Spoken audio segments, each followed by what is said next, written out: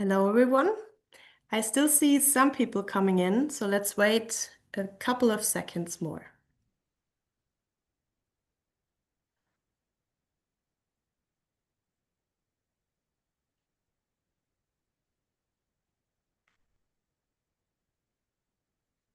Okay, now the number stays roughly constant.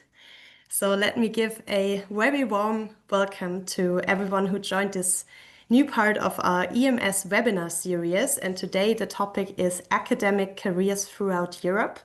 And we'll again have a panel discussion with four super exciting researchers that I will introduce to you in a minute. But before we start, let me give you some technical information first. First of all, as you have might seen, the webinar is recorded such that we can publish it afterwards on the EMS YouTube channel. And there you can also find all the previous webinars. And I warmly suggest you to have a look at them because they're also super exciting. And there's also more to come. And then you probably have seen there's a chat function. So we won't have questions during the panel discussion, but we'll put them all to the end. And whenever you come up with a question, you can already type it into the chat. If it's addressed to one of our panelists, please indicate their name already in the question. And then our webinar group member, Vesna, will read out the question and we can have time in the end to answer them. But first of all, we'll start with our panel discussion. And I would like to give you a very short introduction why we came up with this webinar. It's mainly addressed to early career scientists. And actually, one of our panelists, Javier, yesterday told me that he would have loved to have such a webinar a few years ago. And I hope we can really help all of you that you are here, so not only the early career scientists, but everyone to kind of, give you the experiences that help you maybe guiding your career or just giving you new insights into how academic careers can look like. And also, of course, one main goal is to hear the experiences from the four panelists that have really moved a lot, not only throughout Europe, but also beyond, and see the challenges, but also the very good part of being a scientist and moving around a lot for this profession. So I really hope this will help you. And with this, let's dive right into the panel discussion. And I would like to welcome our four panelists. And first of all, we have Fulden Batibeniz. She is a postdoc and currently she's working at University of Bern. And as you can see on on our background slide, she told us, or that would be her main statement for today, don't be afraid of uncertainty because it's part of the journey. And second, we have Nikolina Ban. She's an assistant professor from University of Innsbruck. Hi, Nikolina. And her statement is, academic life abroad is challenging, but it has been incredibly rewarding, pushing her out of her comfort zone and allowing her to grow both personally and academically. And we will hear more about, what, for example, were the challenges that led to this personal growth. Then we'll have Javier Garcia-Serrano, and he's a professor since 2023 at University of Barcelona. And he tells us 2 decades of traveling, still not enough. And I'm very curious to hear about your experiences, Javi. And then last but not least, we have Emanuele Silvio Gentile, and he just started his new position at the National Center for Atmospheric Science in Reading in the UK. And before, he has worked overseas as a postdoc for NOAA and Princeton University. And he wrote me before, or his statement is, embrace uncertainty as your ally. It's in the discomfort of the unknown that we push the boundaries of knowledge and generate true innovative ideas. And I'm very curious maybe to get a bit more detail of how you came to that statement. And the first round of question, or the first, let's say, panel round we do is kind of an introductory round to give the people a bit more information about your super exciting journeys. So I would like to ask you first, of course, who are you? Where are you from? What's your, or in which scientific field are you working?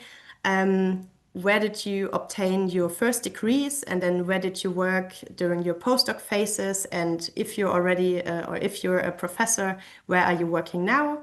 And you can also already give us an insight in, yeah, where you have lived at what stage and which position you had, as I said. And I would suggest that for the first round, we start in exactly the same order as I just welcomed you. So we start with Fulden. It's your stage. Hi, Julia. Thank you so much for the invitation. I am really happy that I am part of this, and I think it's really helpful for the early career scientists. Should I Yes, already? you can already start. Yeah, okay. Thank you again for the invitation. I'm from Cyprus, but I traveled quite a lot until to come the University of Bern, where I am right now. I work here as an advanced postdoc. Basically, my academic path has taken me from Istanbul to the US and then Switzerland.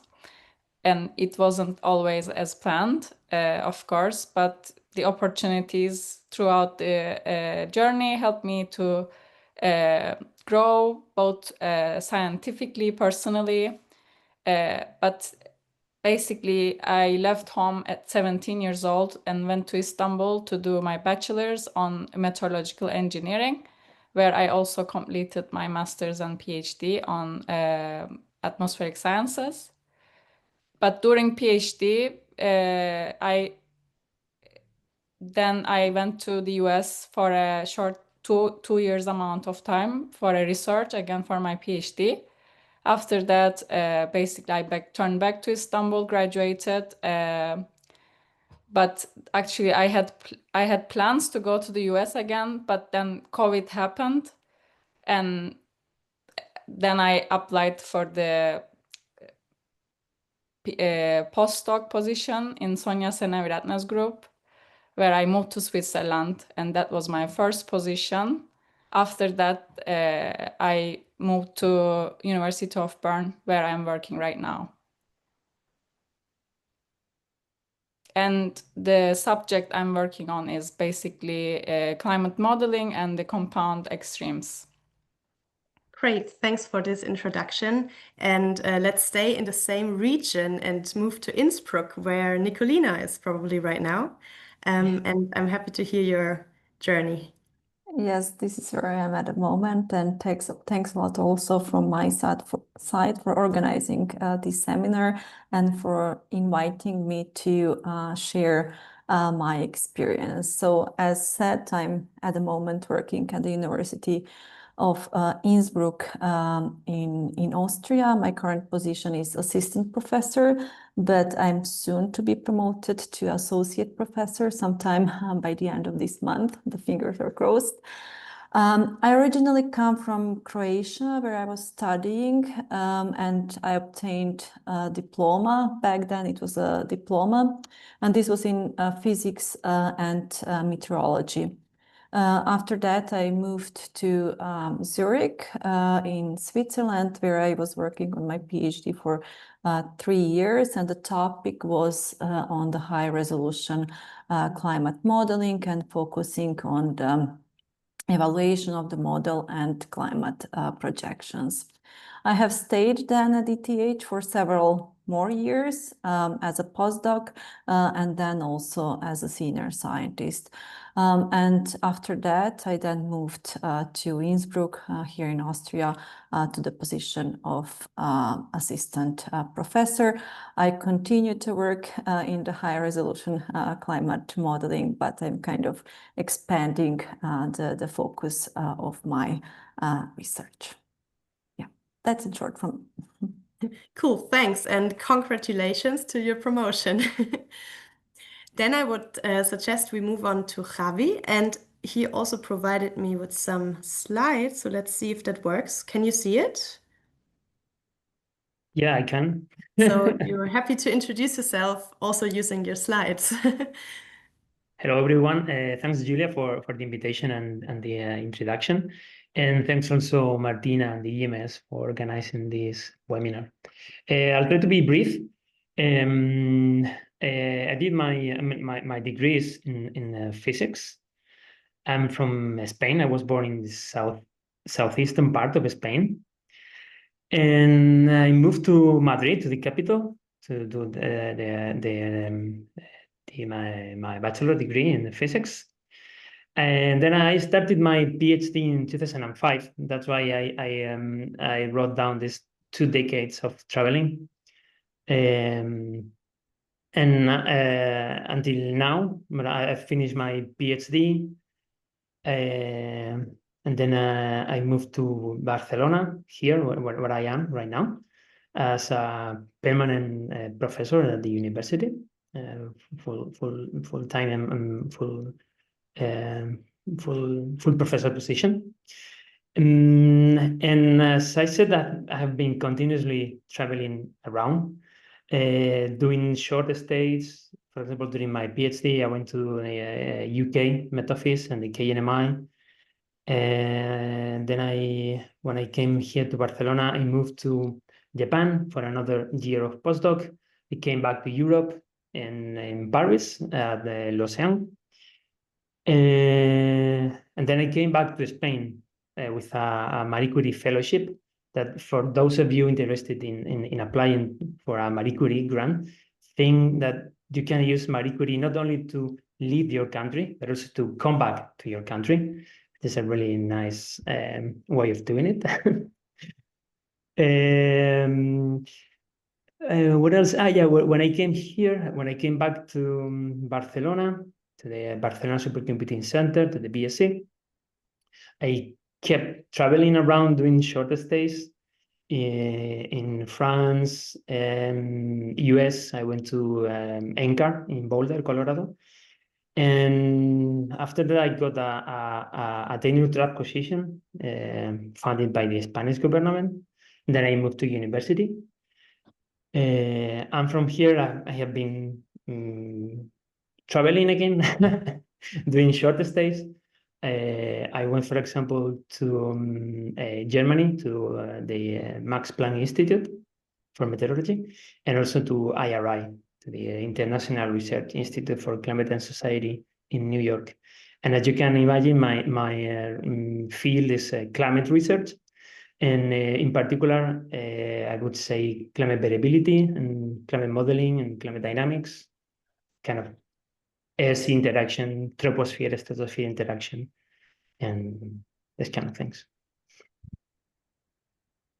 Great, thanks for this introduction. And I already see some differences. You had a lot of very short or rather short duration stays. And then we have, for example, Emanuele, who just came back from, was it 3 years in the US?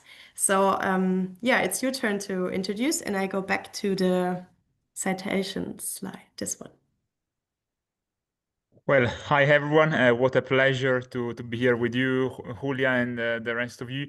And thank you very much for organizing these. And I'm really honored to have such esteemed colleagues with such fantastic careers joining us today in the panel. So just to give you a couple of words that hopefully are of interest about myself. I was born in Bologna. Until my high school, I stayed pretty local in a rather unknown high school in Bologna. And then I got very curious when I was 17 because I had the chance to have a couple of weeks in a college in the UK, and they brought me to visit the Imperial College, and I was so enthusiastic about London and seeing all the lights, the music, the culture, that I just decided to move there, studying theoretical physics for my undergrad, and I really wanted to have an impact on society. So for me, doing physics, advancing science, was really my way to giving meaning to my life. And I really enjoyed my time at Imperial, and in particular was the computational physics aspect of theoretical physics that really got me interested in. And I did a fairly decent job in my thesis and got a prize out of that. for the use of software, and these helped me just streamline my path and switch to weather and climate modeling for my PhD. So I decided, well, theoretical physics, I was into photonics, and condensed matter theory was a rather dry subject to me in terms of impacts on others. And then there was the opportunity to do a PhD in Reading, which was not too far from Imperial College. And I really enjoyed the opportunity to be in the meteorology department and the high degree of collaborativeness that I think we can boast in our field and big family of weather and climate. And I guess as other people were struck by COVID, so was I. First, I was actually struck by Brexit as well when I moved to Imperial for undergrad, so just adding to natural disasters or political ones. But other than that, it was a very, very nice experience for my PhD there. But I felt after a few years in the UK, I wanted to see somewhere else, and in particular work directly into a climate modeling center and discover more about turbulence and how you model that. So tying me back to my previous theoretical physics interest. So I jumped at the opportunity to go for 3 years to Princeton University and the Geophysical Fluid Dynamics Lab. For those who don't know, is where Suguru Manabe, the Nobel Prize in Physics, was, and we had some chats with him as well. I mean, he's getting late into his years, but it was very nice to meet him. And yeah, it was very good research. But then, as you know, a few months ago, there was a geopolitical shift, as you know, in the world. And let's say I didn't feel particularly aligned anymore with the environment there. So when I had the opportunity to move to the National Center for Atmospheric Science, and again, giving meaning to my own work, and again, contributing to the European and British sort of research ecosystem, I took the opportunity. So here I am back in the UK.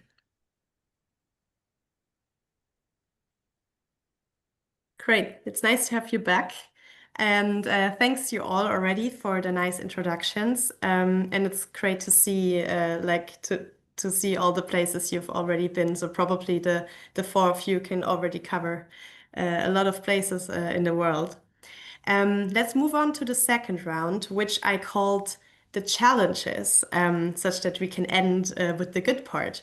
But first of all, and since Nikolina already mentioned the challenges in her statement, I would like to ask you first, what do you think, what were the toughest challenges you had to face while moving around and especially getting started in a new country each time you had a new position in a new country or a new location, let's say. And for this second round, I will now close the slides such that our listeners can see you a bit more enlarged, I hope. Here we go. Yeah, okay, so I go first. So yeah, the challenges, I mean, as I said already, kind of, it's the academic life, it's not easy, it's quite challenging and kind of starts from the beginning, you have to be flexible, and this was kind of my, let's say, motors. I didn't have any strict plan when I was choosing kind of like the positions that I had, because I knew that getting, for example, a PhD or postdoc later, or the professorship position, it is quite difficult. And as you go later in the stage, the less and less positions there are. So this is kind of the first, definitely the challenge that you have, and this is the finding position in the place that you like. You should not kind of expect the position in your dream place, but you have to be flexible around that. And this is how I kind of position myself as well. I mean, I would like to stay in the academia, but I have to be flexible and then see if I succeed, great. If not, there are other things to do in the life. So it's just kind of, you have to set it in your head that you have to be flexible, and that if you not get like one position, you will kind of get another one. And you should not take it also personally, because this one sometimes can have the effect on you, like if you do not get like that and that job, it's like, oh, maybe I should have done that and that. But that's kind of from getting the job, and then of course after you get the job, it's another kind of bag of the things or the challenges is opening, and this is moving to the new country, getting to know this new country, getting to know the administration and how it works. Like, how do you move? How do you register? How do you get a flat? I mean, sometimes this can be quite challenging. I'm sure that's the case in Switzerland. It's also now the case in Austria. Like, getting a flat can be quite difficult, and especially also if you're coming from abroad, if you do not know the language as well. That's these are kind of some of the obstacles which you have to be patient enough, I would say. Yeah, and I think more or less everything else then kind of is more or less similar at the different university, at least where I have been. There are some like smaller differences in the details, but I think that this would then belong into another kind of discussion or another question. But I think the main challenges, at least from my side were those. Thanks. That was already a very inspiring insight. And Fulden, I saw you nodding a lot. And also, Nikolina, you were referring to Switzerland as well. So, Fulden, would you say that it was more getting used to the new working environment, or was it getting used to the social, let's say, environment that was more challenging? Can you say that? I think it's not equal. It differs according to the country. Sometimes it's harder to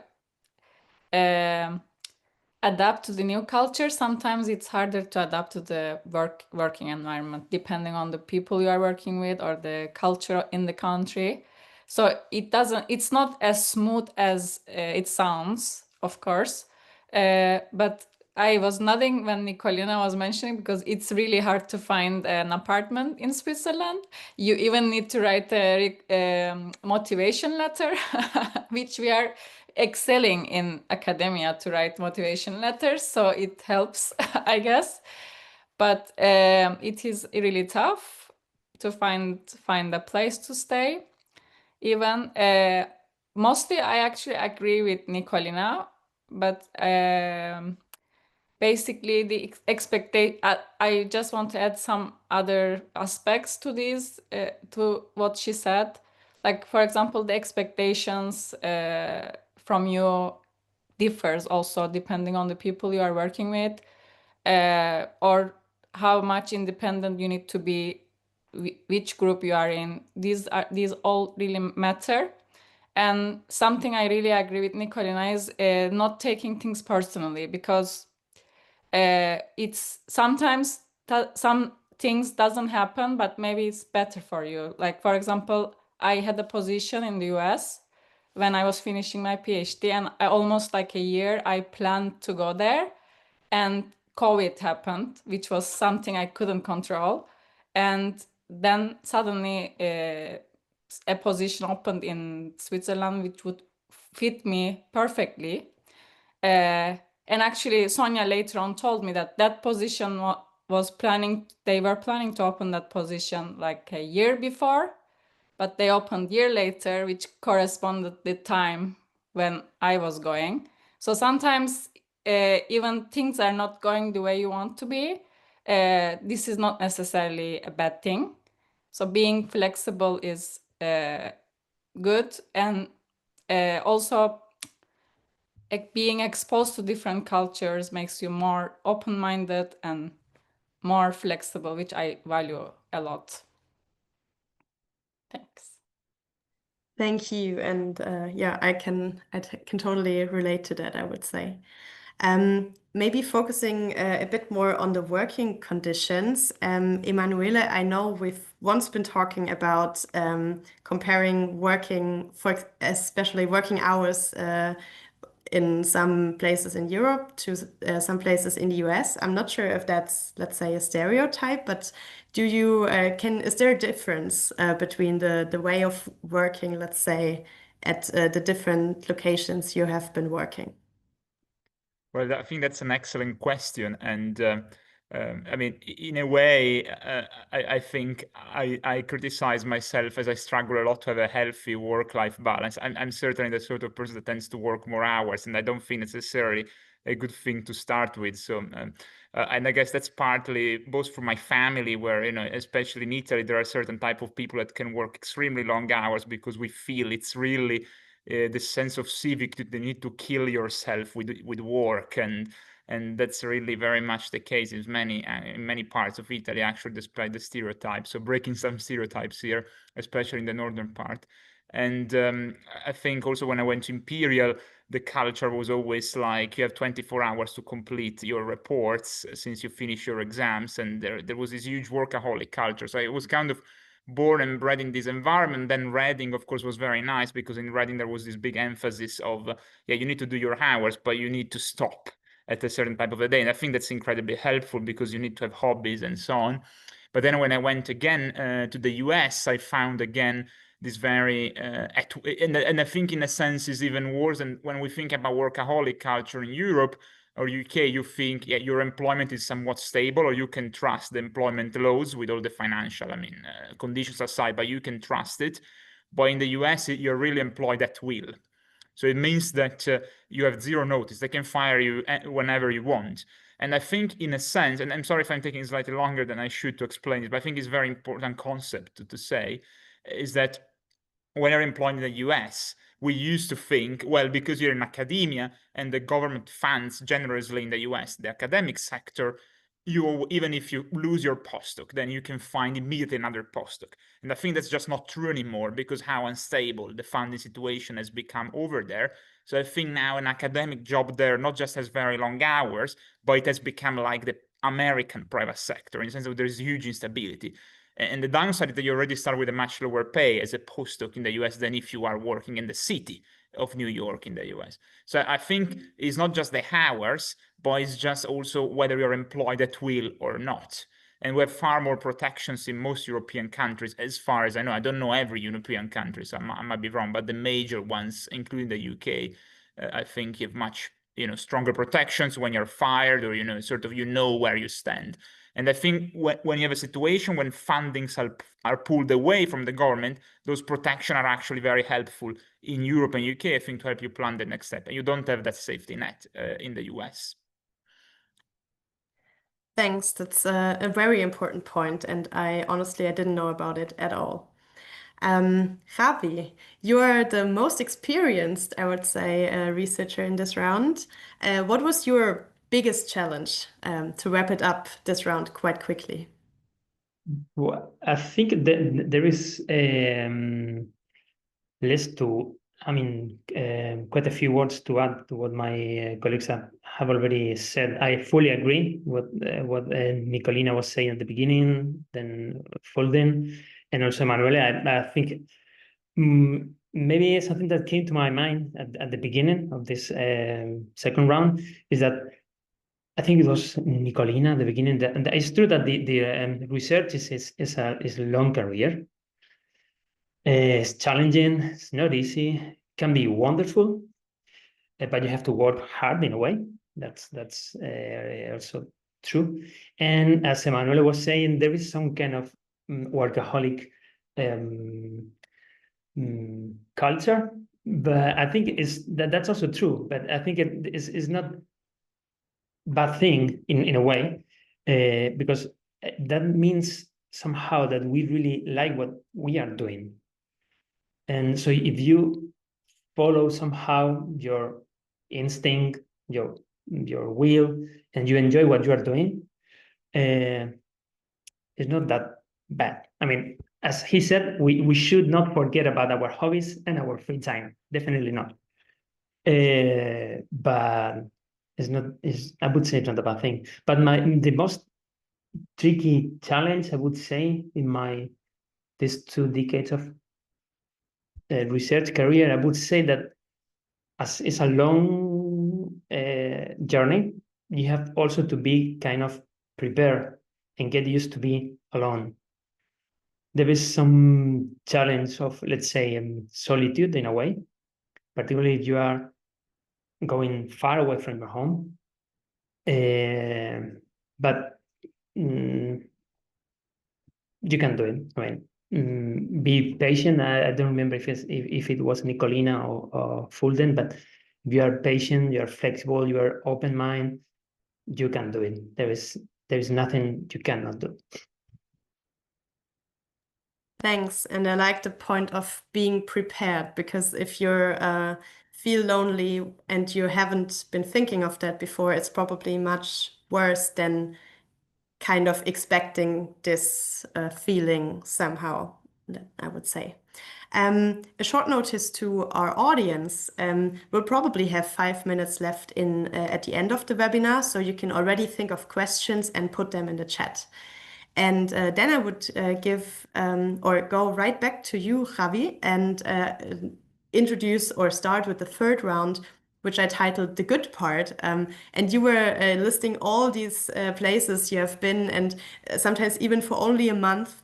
So what is it that keeps you motivated, or that makes you wanting to visit new places over and over again, although it's probably a lot of effort in organizing for, let's say, a very short amount of time that you then spent there?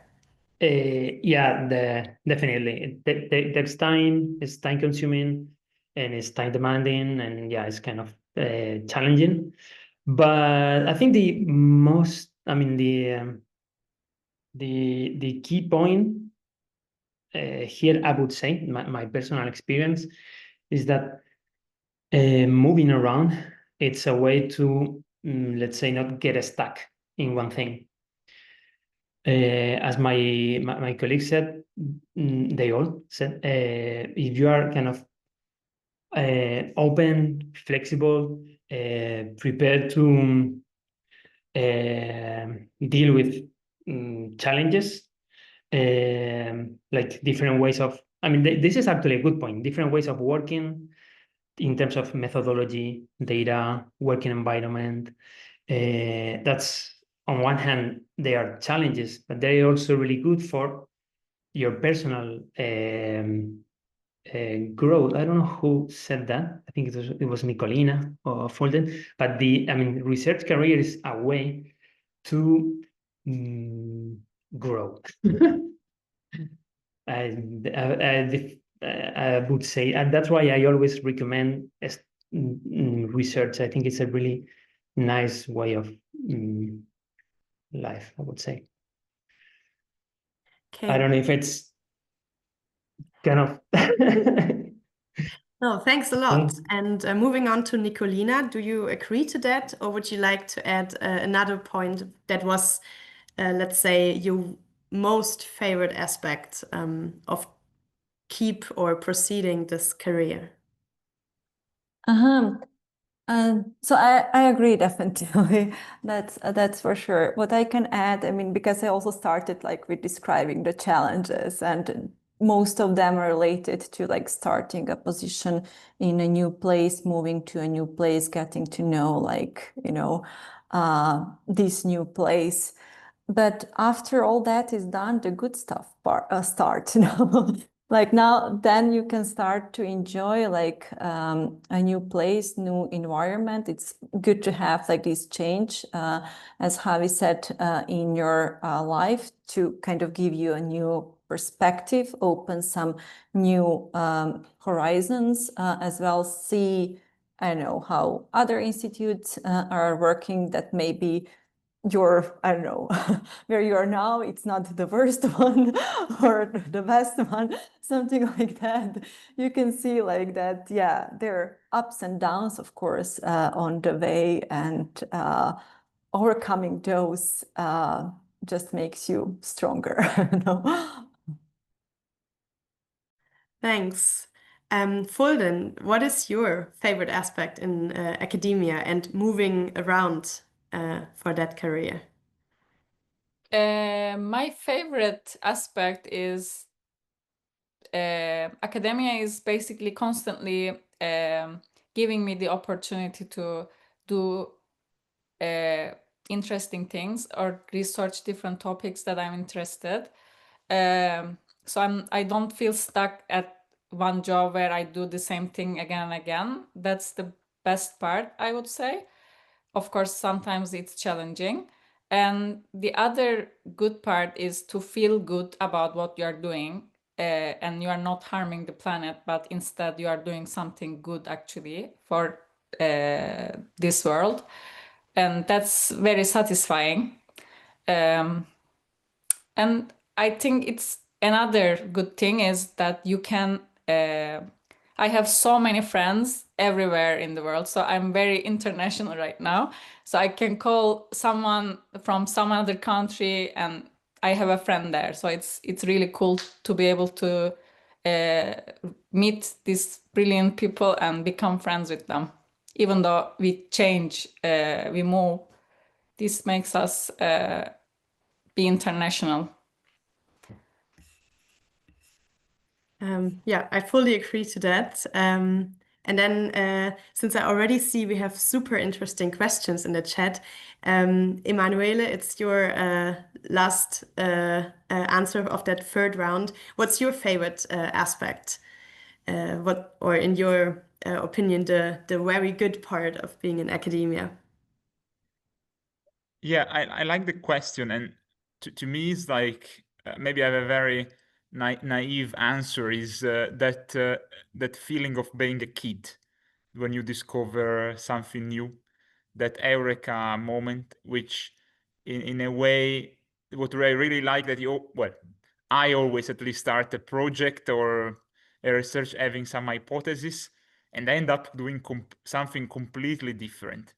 But no one has ever raised an eyebrow about it, and it's not really about the end of your research, but the journey. I think research, you can always perfect it, and maybe that's the curse of it.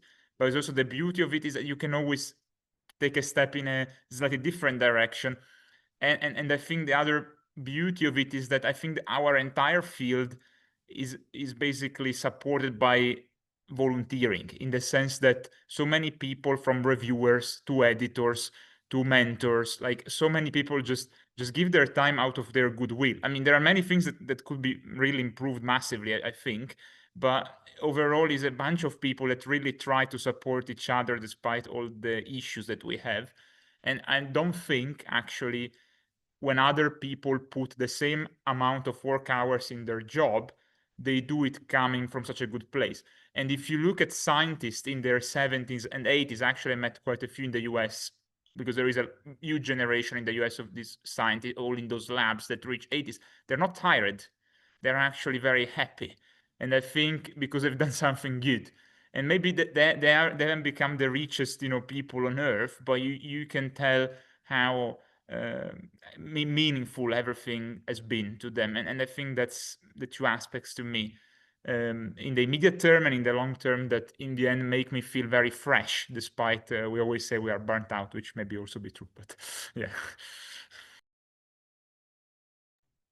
Yeah, I totally feel that controversy at one point or at sometimes. And let me just mention that actually also EMS is a effort of everyone and voluntary work in many aspects, and all the national meteorology associations as well. And also this webinar today. I mean, if it wasn't for you that agreed to be in that panel.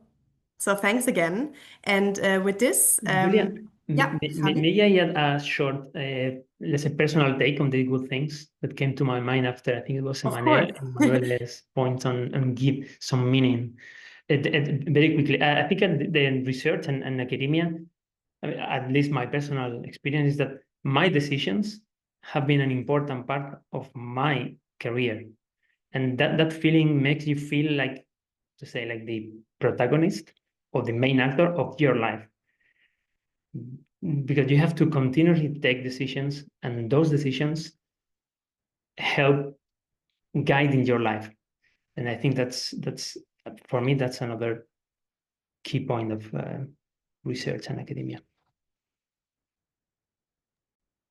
Thanks. And that's also, I would say, a great statement to end this good part round. With this, I would like to welcome Vesna again on stage. And I've already seen we have super interesting questions. So I'm curious which one you have chosen to read out first.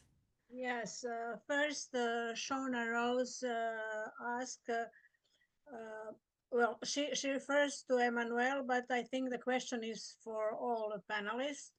Interesting to hear that Emanuele started in physics and enjoyed the computational aspect and found condensed matter physics dry in terms of impact of others. Quite similar to my experience of undergrad, but I went into an astrophysics PhD. Have any of you encountered people who have moved from astro to meteorology? It's the impact on others that interests me so much. And there is a second question from the same person.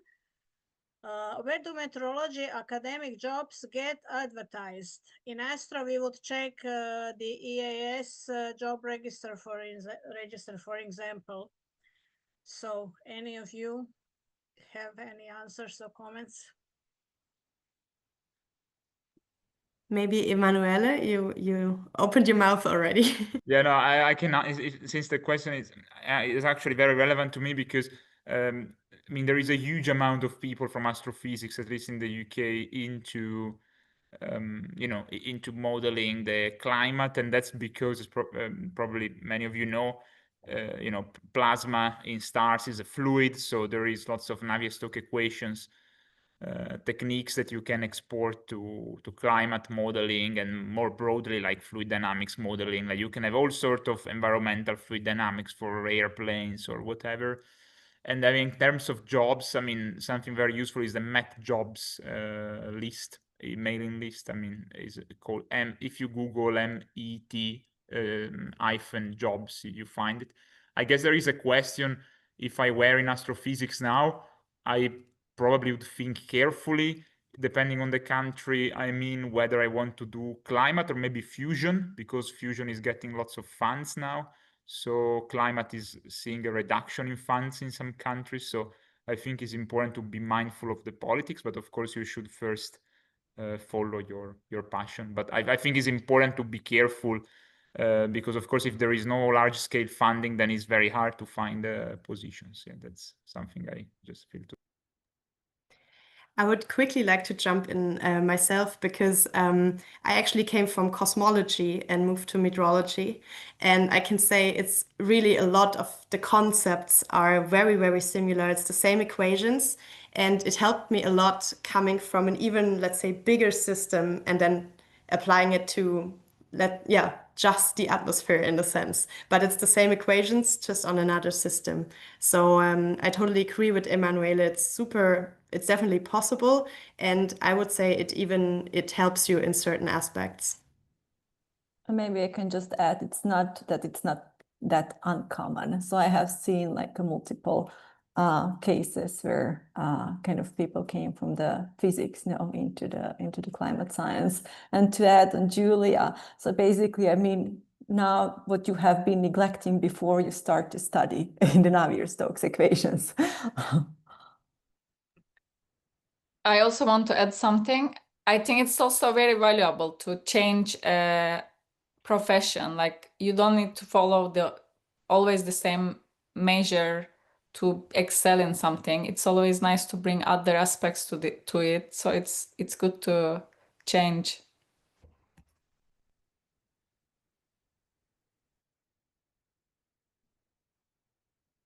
Then it's one personal question from Sebastian Berghold, but I think very interesting. He wants to ask if any of the panelists has family, and if yes, how this influences their career, especially with regards to moving to different places. So who would like to answer?